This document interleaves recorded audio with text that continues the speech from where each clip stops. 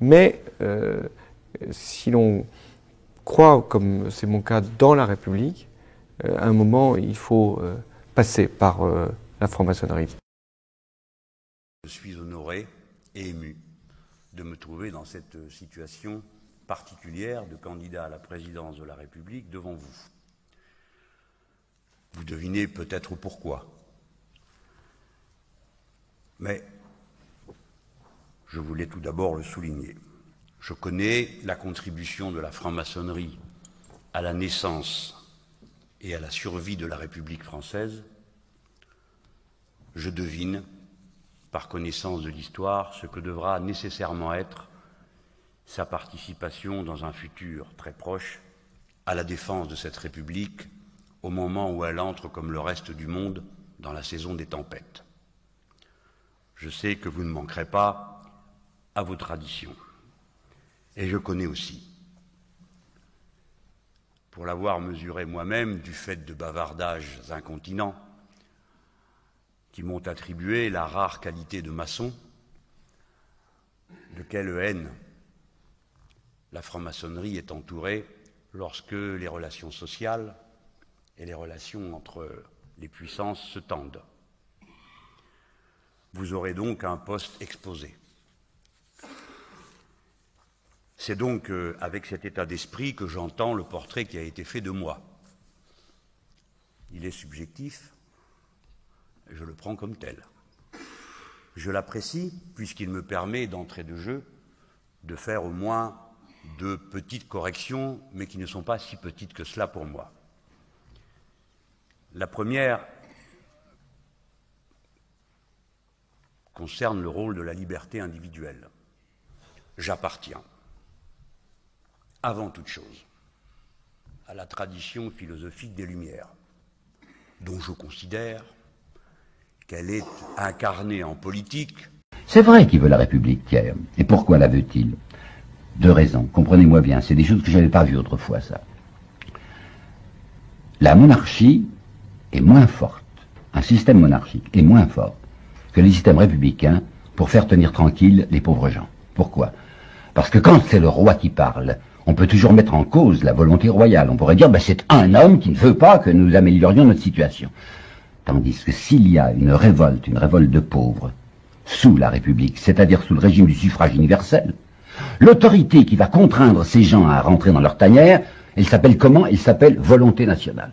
Du moment qu'il y a suffrage universel, que le suffrage universel s'est prononcé, que nous avons avec l'Assemblée ce que l'on appelle la volonté de la nation, cette volonté de la nation, qui est en fait la volonté des notables, est autrement forte qu'une simple volonté royale pour faire tenir tranquilles les misérables. La République est une manière de coincer les pauvres, bien meilleure, selon M. Thiers, que ne l'était la monarchie. Un.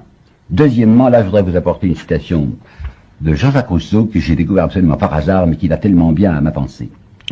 Rousseau écrivait à d'Alembert: « Jamais dans une monarchie, l'opulence d'un particulier ne peut le mettre au-dessus du prince. En revanche, dans une république, elle peut aisément le mettre, ce particulier, au-dessus des lois. » Ça veut dire quoi?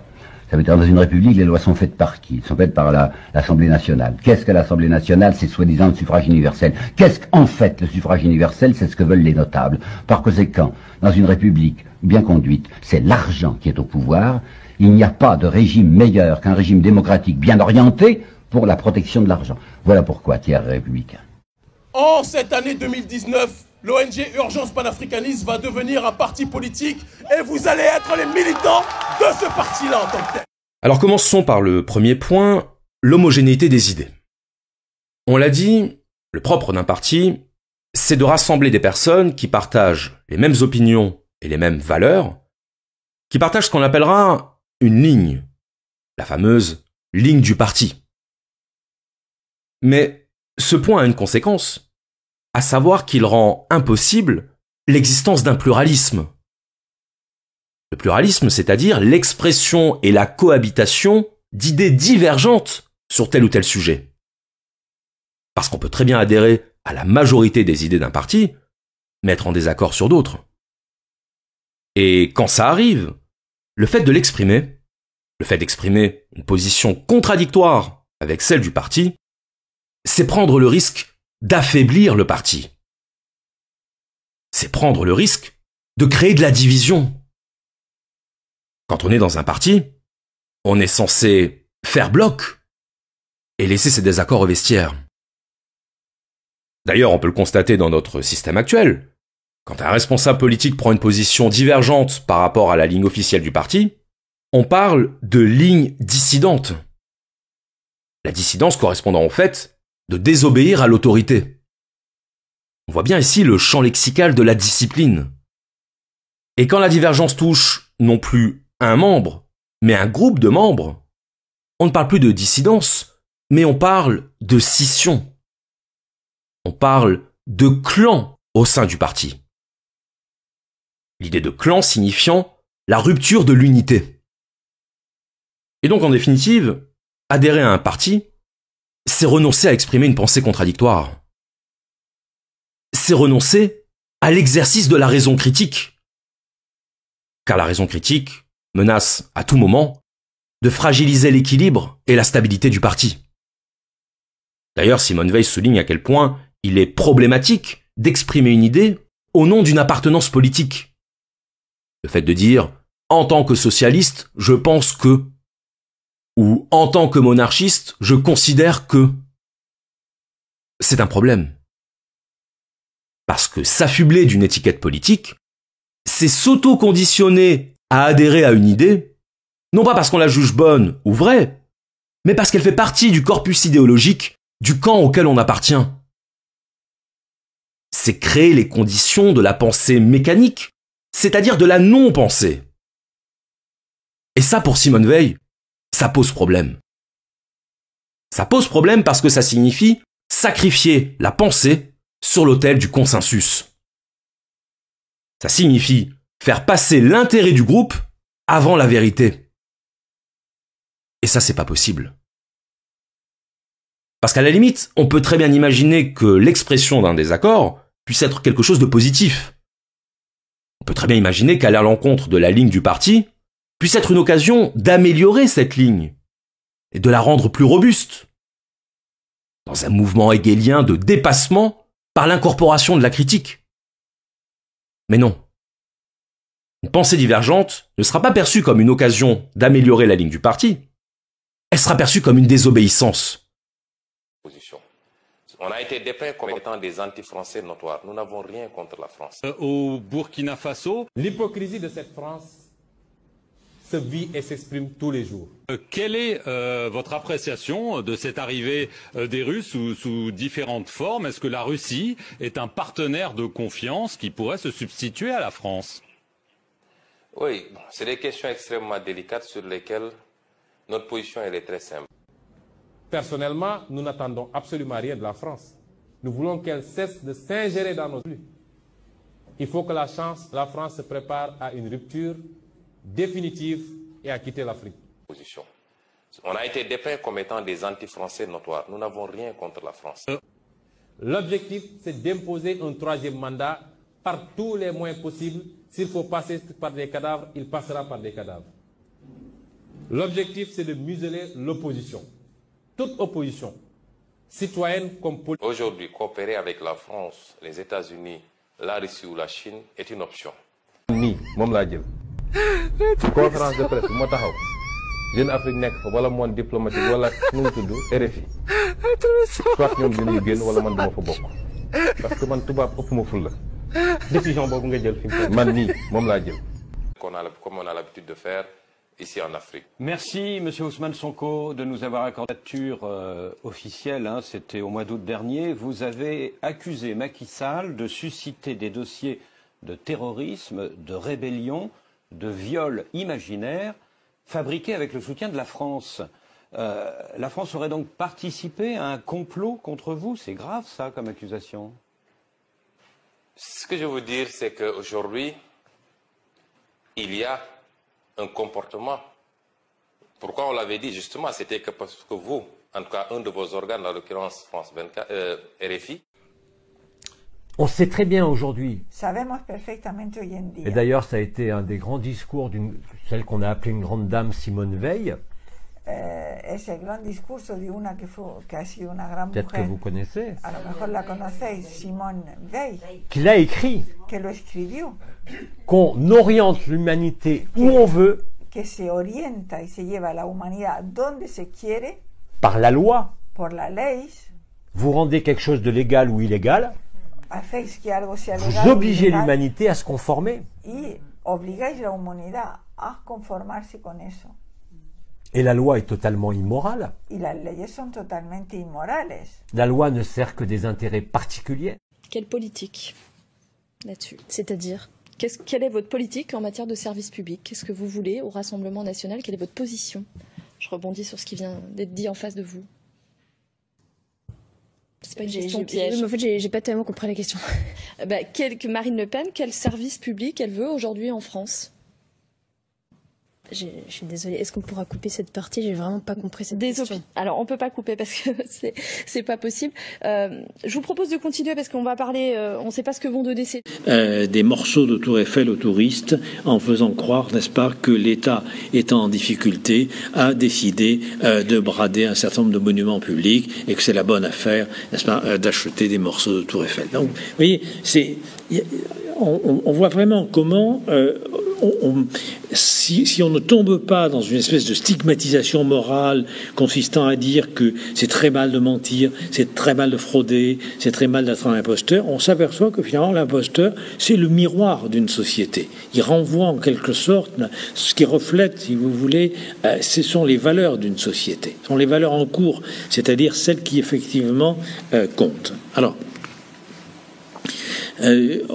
on peut aujourd'hui, par exemple, s'étonner que tel ministre du budget chargé de lutter contre la fraude fiscale puisse être suspecté lui-même de mensonge, puisse être suspecté lui-même, si vous voulez, de frauder, etc. On peut s'étonner, encore une fois, que tel rabbin qui représente une autorité morale, finalement, ait triché sur ses diplômes et fait écrire ses livres par, entre guillemets, des nègres, voire, n'est-ce pas, lesquels avaient plagié d'autres bouquins. On peut s'étonner que l'ex-ministre de la Recherche et l'Enseignement supérieur allemande, proche d'Angela Merkel, soit contrainte à démissionner parce que l'université lui a retiré son doctorat en l'accusant de fraude, n'est-ce pas, pour plagiat. On peut s'étonner que tel avocat très célèbre ayant défendu Saddam Hussein soit lui-même, n'est-ce pas, un escroc. On peut s'étonner que tel économiste du Portugal qui a couru sur toutes les scènes médiatiques possibles et inimaginables, n'est-ce pas, en disant que l'austérité était une erreur fondamentale, en démontrant par X, Y et Z que... Bon, et on peut s'étonner, mais... finalement, si vous réfléchissez, ils ne font que révéler ce que l'opinion attend. C'est-à-dire, ils ne font que répondre, n'est-ce pas, à une commande de service. Et vous voyez, c'est un peu, si j'ai un petit message à vous faire passer, c'est un petit peu ça, c'est essayer de vous montrer que cette imposture, n'est-ce pas, qui encore une fois peut prendre des formes très pathologiques, bien évidemment, cette imposture, elle n'est rien d'autre, d'une certaine manière, qu'un élément grossi de l'imposture ordinaire qui est de répondre à une commande sociale lorsque, justement, il ne vous est pas demandé de réfléchir, il ne vous est pas demandé de créer, il ne vous est pas demandé d'innover, il vous est demandé essentiellement de vous adapter. C'est-à-dire dans la société d'adaptation qui est la nôtre, finalement, l'imposteur, il est comme un poisson dans l'eau. Et si vous prenez telle interview de tel ex-ministre des Finances disant à quel point il est très malheureux d'avoir menti et au président de la République et d'avoir menti à ses collègues, etc., vous regardez ce que j'ai fait, vous regardez sa prestation et vous vous dites, ce mec, il est vraiment génial. C'est un très bon élève. C'est-à-dire qu'il sait parfaitement, vous ne le croyez pas davantage que quand il a juré qu'il n'avait pas le compte en Suisse, c'est pas le problème. Voyez, mais vous vous dites, il sait parfaitement accomplir la prestation rhétorique qui est attendue de lui. C'est-à-dire que, pour le dire autrement, ce qui compte, c'est pas le vrai. C'est pour ça que je vous ai cité Guy Debord. Ce qui compte, c'est pas le vrai. C'est un spectacle qui, finalement, donne du crédit à quelqu'un qui ne le mérite pas par ses actes ou par sa vertu, mais simplement par la performance qu'il accomplit. Alors, si vous réfléchissez, je pourrais vous donner des exemples cliniques tout à l'heure de cas pathologiques, mais si vous réfléchissez, c'est quand même notre modèle éducatif. C'est quand même notre modèle de socialisation. N'est-ce pas ? C'est-à-dire, en gros, la capacité d'accomplir des actes, n'est-ce pas, qui répondent à une commande sociale ou une commande technique, à une commande cognitive. Et ça, c'est un point très important. Dans le champ qui est le mien, si vous voulez, pendant très longtemps, on peut dire que ce que la psychanalyse a pu apporter, elle n'a pas toujours apporté le meilleur, c'est notre problème, mais ce que la psychanalyse a pu apporter, n'est-ce pas, c'est quand même cette idée que ce qui était important, ça n'était pas ce que faisait quelqu'un, mais ce qu'il était dans ce qu'il faisait. C'est-à-dire, ça, si on emploie un gros mot, n'est-ce pas, sa présence ontologique, si vous voulez, dans ses comportements. Bon. En gros, vous pouviez recevoir un patient qui vous paraissait fou comme un lapin, il n'était pas pour autant psychotique au sens psychiatrique ou psychanalytique du terme, n'est-ce pas ? Il avait des symptômes qui étaient très, très, très exubérants, mais bon, c'est ça. Ces symptômes étaient une espèce d'expression, de blessure de mémoire, de souffrance de son histoire. Bon, ça faisait du tumulte, du tapage, c'était un tapage symptomatique, mais pour autant, structurellement, n'est-ce pas, on ne pouvait pas le considérer dans sa position subjective comme fou. Je schématise, c'est parce que comme je vous connais pas, je schématise, n'est-ce pas, bon, ce que je veux dire. Par contre, vous receviez tel patient qui avait quelques petits problèmes, il venait comme ça, il paraissait à peu près normal, et dans le travail que vous pouviez faire avec lui, vous vous aperceviez que ce type parfaitement adapté, qui paraissait un peu obsessionnel, un peu méticuleux, n'est-ce pas, bon, un petit peu désaffecté, un petit peu instrumental, un petit peu métallique dans le contact, lui, psychiquement, il est fou. C'est-à-dire que, n'est-ce pas, il est psychotique. Hein, c'est ce qu'on appelle une psychose blanche, je parlais très vite. Bon, ben, si vous voulez, en gros, ce que donc ce point de vue pouvait apporter, c'est que ce qui comptait, c'était pas le comportement d'un patient, c'était ce qu'il était dans sa manière de se comporter, c'était sa position subjective. C'est un point très important. Dans notre société, je vous donnerai d'autres exemples tout à l'heure, mais dans notre société, c'est pas ça qui est évalué. Ce qui est évalué, c'est pas, encore une fois, la vertu, c'est pas, encore une fois, la présence de l'être dans ce qu'il fait. Ce qui compte, la seule chose qui compte, c'est la manière dont il se comporte et comment on peut mesurer ce qu'il se comporte, comment on peut l'évaluer en quantité. C'est la seule chose. Hein. Alors, peut-être que je vous en parle tout de suite, comme ça sera fait. N'est-ce pas ? Ça, c'est une certaine conception de l'évaluation. C'est-à-dire que les nouvelles formes sociales de l'évaluation, j'ai parlé tout à l'heure des agences de notation financière, n'est-ce pas, fonctionnent de la même manière. Comme vous le savez, les agences de notation financière n'ont jamais prévu les crises.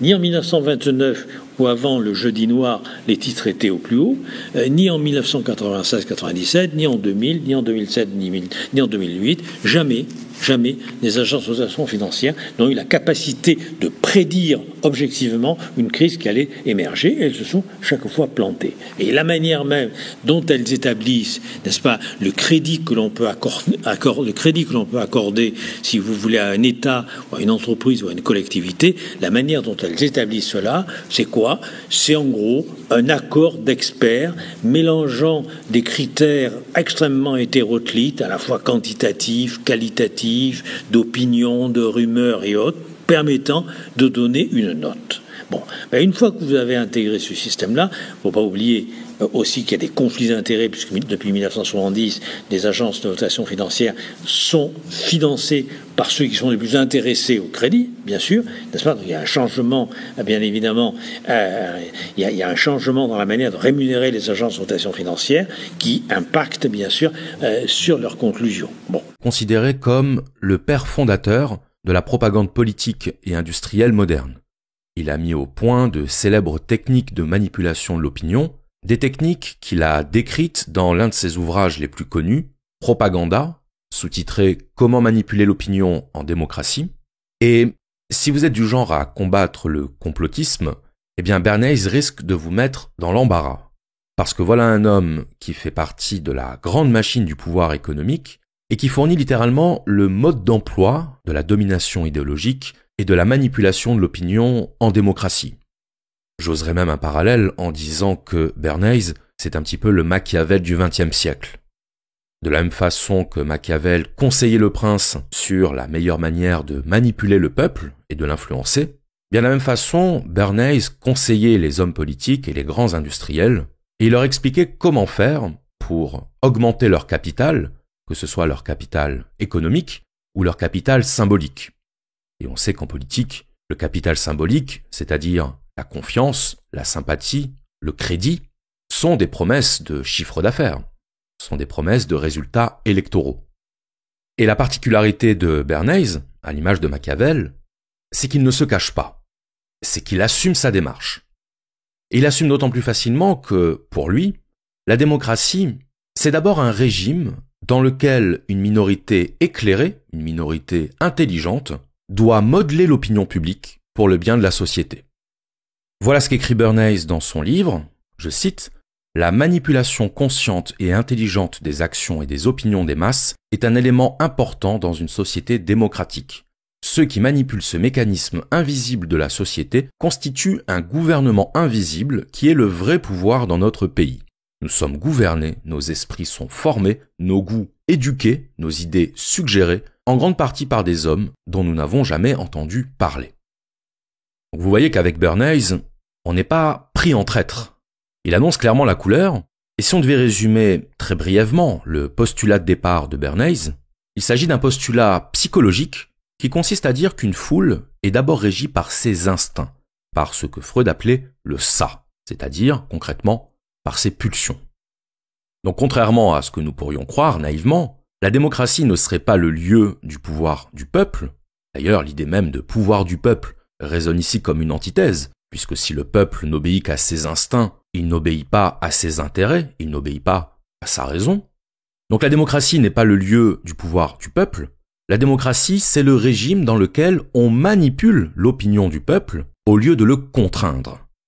C'est en ce sens qu'on peut dire qu'une démocratie, c'est une dictature mature, c'est une dictature aboutie, puisque c'est un régime dans lequel on va chercher à influencer plutôt qu'à imposer. Très chers amis, frères et sœurs, bonsoir. Merci d'être présents sur cette vidéo. Il y a des choses qui sont en train de se révéler aujourd'hui concernant l'Afrique, concernant la fausse vision de l'Afrique qu'on nous a véhiculée depuis toujours, concernant les choses qu'on nous a cachées de ce qui se passe en Afrique. On nous a caché aussi qui sont réellement les Africains. Et ce qui se passe aujourd'hui en Afrique, il ne faut pas passer outre. Il faut vraiment que vous puissiez vous sentir non seulement concerné, parce que ça vous concerne, non seulement investi, parce qu'on vous a investi depuis des siècles, depuis des années, pour les personnes qui habitent en Occident, donc vous êtes aussi quelque part responsable de ce qui s'y passe. Ce que je veux dire par là, c'est qu'il faut vraiment vous sentir concerné, parce que ça vous concerne et ça vous impacte. Aujourd'hui, vous êtes en train de vous rendre compte que ce que je vous disais il y a quelques semaines ou quelques mois, c'est en train de se passer. C'est-à-dire que cela vous impacte directement aujourd'hui,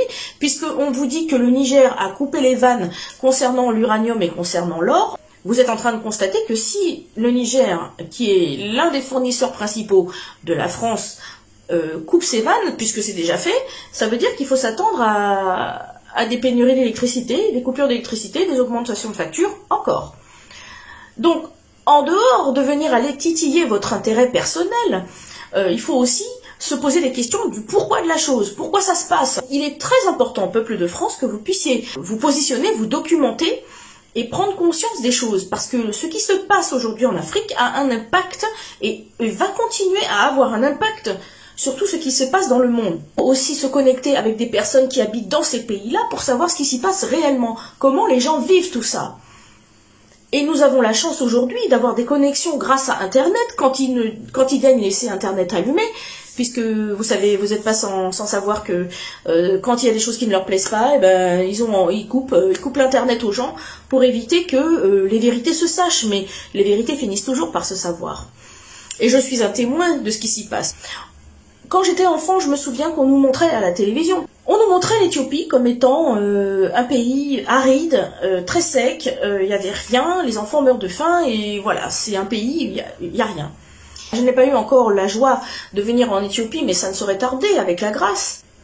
quand je me rends compte de la réalité de ce pays, qui est le seul pays d'Afrique à ne pas avoir été colonisé quand même, faut le préciser, quand on voit des réalités de l'Éthiopie telle qu'elle est réellement, eh bien on se rend compte qu'en fait l'Éthiopie est très verte. La végétation est magnifique, luxuriante, qu'il y a une tradition ancienne, antique, et que les gens y vivent aussi bien qu'ailleurs et aussi mal qu'ailleurs. C'est-à-dire que dans tous les pays, il y a des gens qui sont à l'aise et pas d'autres. Enfin bref. Et puis on nous a tellement vendu le concept que l'Afrique s'est arriérée, que moi je me souviens que quand j'étais très jeune dans le milieu antillais, à l'époque, il fallait surtout pas dire à un Antillais qu'il est africain. Ah non, non, non, moi je suis pas africain, je suis antillais. Et aujourd'hui, il y a encore des cas comme ça. Mais Dieu merci que depuis quelque temps, il y a des personnes extrêmement éveillées, connectées, qui cherchent à retourner dans cette connexion-là avec l'origine, la terre-mère originelle. Puisqu'à la base, on dit que l'Afrique est le berceau de l'humanité, c'est le berceau de tous les humains. C'est-à-dire que les Blancs, nous sommes des Africains dégénérés, c'est-à-dire qu'en fait on a dégénéré, c'est vraiment vrai, c'est pas péjoratif, c'est-à-dire qu'en fonction du temps, du contexte, même de l'environnement et du style de vie, eh bien la physionomie des gens a changé. Il faut aller rechercher dans l'ancestralité. Aujourd'hui, les clés du salut de l'humanité ne va pas, surtout pas, découler du savoir-faire des Occidentaux qui nous ont montré que leur savoir-faire, c'est d'aller coloniser, d'aller brimer et d'aller voler ce qui ne leur appartient pas. Il faut savoir que les peuples d'Afrique, je parle de tous les peuples d'Afrique, et Dieu seul sait qu'ils sont nombreux, parmi tous ces peuples, il n'y en a aucun qui est parti en dehors du continent pour aller conquérir et coloniser des gens. Donc parce que ce sont des personnes qui ont tout chez eux. Et ils ont tout et ils ont encore tout chez eux. Sauf que l'Occident, justement, qui n'a pas grand-chose chez lui, est parti à la conquête de ces contrées. Ils se sont rendus compte qu'ils pouvaient exploiter les gens.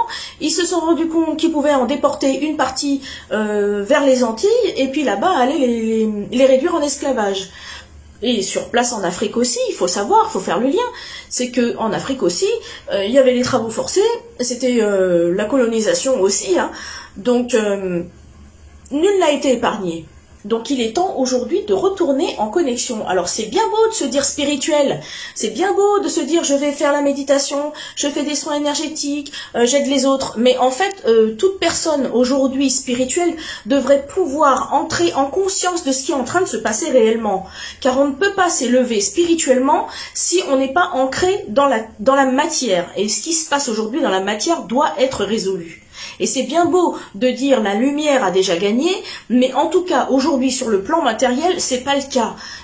Peut-être qu'effectivement, dans le plan subtil, dans l'éther, les choses sont déjà statuées et de toute façon, les prophéties sont en train de se réaliser. Et finalement, si on fait bien attention à tout ça et qu'on continue ce travail de recherche, on peut aussi présager de comment tout ça va se terminer. Quand vous vous dites que c'était si bien avant, on était dans l'insouciance. Oui, vous étiez dans l'insouciance, parce qu'on vous a tellement endormi. Mais il faut savoir que comme avant, ça ne reviendra pas. Maintenant, il y a des gens qui vont comprendre ça, intégrer et faire en sorte de se sortir de la situation étriquée. Et là, vraiment, on va pas aller vers mieux en Occident. C'est soit on fait tout pour se sortir de cette situation-là, soit on va périr avec. C'est simple, clair, net et précis.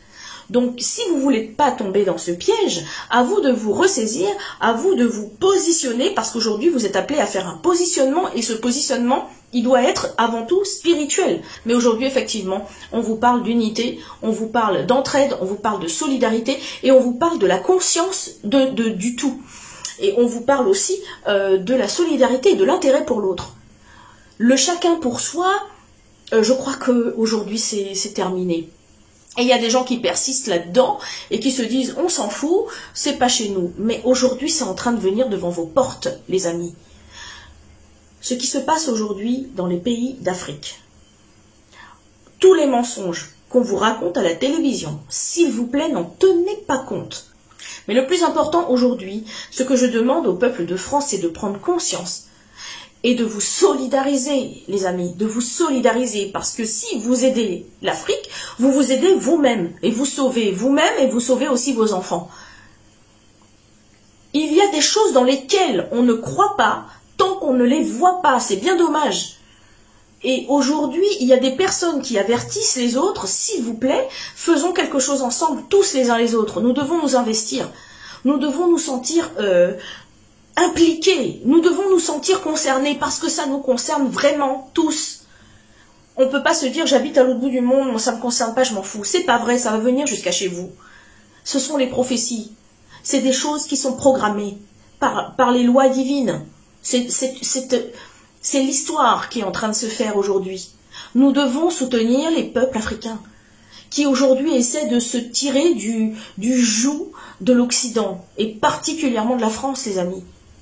Parce qu'aujourd'hui, l'État français ne veut pas lâcher les 14 pays qui ont soi-disant gagné leur indépendance en 1960, mais depuis aujourd'hui en 2023, elle continue à contrôler tout ça, à continuer à voler, venir se servir, et les peuples africains continuent à ne rien avoir et à manquer de tout.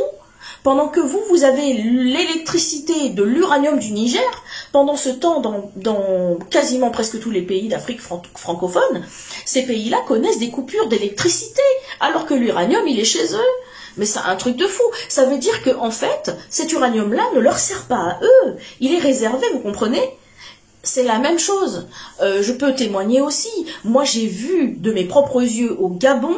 Le Gabon, c'est un pays magnifique. C'est un pays doté d'à peu près 85-90% de forêt. J'ai vu de mes propres yeux des camions avec des troncs d'arbres coupés. On coupe la forêt tous les jours au Gabon. C'est sûrement pas pour donner aux Gabonais. C'est du bois qui s'en va ailleurs. Vous comprenez? Et c'est comme ça partout. Le Mali, c'est une réserve d'or. Le Congo, l'or, le diamant. Le Gabon, le pétrole, le coltan. Vous avez, en fait, pourquoi la France ne veut pas laisser tomber l'Afrique, vous croyez? Pourquoi il y a encore des bases militaires dans tous ces pays-là? C'est pas pour protéger les Africains. C'est pour justement avoir une mainmise sur ces pays et que en cas de révolte, voilà ce qui se passe aujourd'hui d'ailleurs au Niger, eh ben on va vous menacer de vous taper dessus, clairement. Donc n'acceptez pas ça. Allez défiler avec les Africains quand ils vont défiler dans les rues. Samedi dernier, il y a eu une manifestation sur Paris. En tout cas, même si vous ne manifestez pas dans la rue, manifestez-vous tout court. Parlez autour de vous, informez les gens. Dites-le, moi je raconte tout ça à mes collègues, je raconte tout ça à mes enfants. On ne peut pas accepter que la France continue à piller, voler et massacrer en fait. On ne peut pas dormir tranquille, les amis. Vous vous rendez compte que vous avez un pays voleur, un pays menteur, un pays qui a persécuté et qui continue de persécuter les autres, mais que chacun s'occupe de chez soi. Mais vous savez que la France, là, aujourd'hui, elle est dans une mauvaise posture, parce que elle est en train de devoir se battre sur tous les fronts, je dirais même. Ah oui, parce qu'il y a l'Ukraine, bon, ok, donc là, il va devoir aller là-bas affronter la Russie, ce qui n'est pas rien. Maintenant, il y a les pays d'Afrique qui se soulèvent, donc arrêtez de vous positionner pour un système qui est déjà mort à l'avance. C'est déjà mort à l'avance. Donc, positionnez-vous du côté des justes. C'est un conseil, hein. C'est pas une obligation. Ce n'est pas un ordre. C'est juste un conseil. Je viens ici pour essayer, en tout cas, s'il vous plaît, de vous faire ouvrir les yeux et de vous faire prendre conscience que vous ne pouvez pas cautionner quelque chose qui est injuste et quelque chose qui dure maintenant depuis des siècles. Ça n'a que trop duré. On ne peut pas aujourd'hui assumer ça et marcher la tête haute, dont on ne brime pas nous-mêmes les gens. Mais indirectement, nous sommes responsables de ça parce qu'on en bénéficie. Grâce à ce que la France va piller en Afrique, vous pouvez maintenant avoir des téléphones portables. C'est certes les Chinois qui fabriquent les téléphones, mais les composants, ils viennent d'où? Eh ben, ils viennent d'Afrique, les amis. Donc, c'est pas normal que quand vous allez en Afrique, ils ont quoi? Ils ont des vieux coucous, les téléphones, ça pète au bout de 3 mois. Donc, c'est pas normal, vous comprenez? Peut-être qu'à un moment, il faut aussi un peu cesser d'être égoïste et voir les choses d'une autre façon. Et je vous dis ça en tout amour. Je vous dis ça justement pour que les peuples se réunissent. Je vous dis ça pour que les Africains sachent que tous les Blancs ne sont pas contre eux, qu'il y a beaucoup de personnes en Occident, même des Français aussi, qui sont vraiment contre ce système-là. et qui ne cautionnent pas ça. Et j'en fais partie. Donc voilà, force et courage à vous, mes très chers amis, mes frères et sœurs africains, africaines. Courage parce que vous êtes nos devanciers, vous êtes nos gardiens, les gardiens de l'humanité. Donc unissons-nous à côté d'eux pour que nous puissions ensemble maintenant créer cette nouvelle humanité, l'humanité consciente et solidaire. Merci à vous et que l'amour règne.